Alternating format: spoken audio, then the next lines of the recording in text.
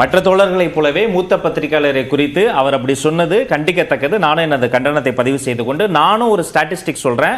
Sir சொன்னது போலவே நீங்க போட்ட ஸ்டாட்டிஸ்டிக்ஸ் மாதிரியே பிரபல லயோலா கல்லூரியினுடைய பேராசிரியர் ராஜநாயகம் அவர்கள் முன்னெடுத்திருக்கக்கூடிய ஆய்வின்படி ஒரு வருடம் இருக்கும் போதே கிட்டத்தட்ட 2ஆம் இடத்தில் இருக்கக்கூடிய பிரதான எதிர்க்கட்சிக்கும் தமிழக வெற்றி கழகத்துக்கும் நெக் டு நெக் தான் இருக்கு.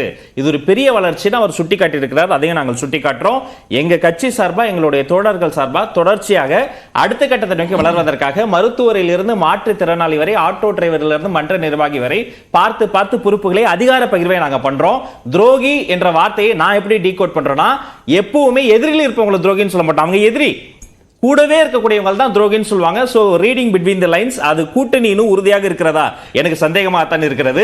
இந்த 2026 தேர்தல் நிச்சயமாக சவாலான தேர்தல். இல்ல அதான் இப்ப நீங்க இது அறிவிக்கப்படாத எமர்ஜென்சின்னு தோழர்கள் சொன்னதா இருக்கட்டும், வேங்கவயல் பிரச்சனையில விடுதலை சிறுத்தைகள் கட்சியினுடைய நிலைப்பாடாக இருக்கட்டும், ஒரு கிராக் இருக்கு. உடைக்க முடியாத கூட்டணின்னு ஒண்ணும் கிடையாது. அது இப்போ மிக உறுதியாக இருக்குதுன்னு 100% சொல்ல முடியாது. நான் கட்சி அரசியலை தாண்டி சொல்றேன்.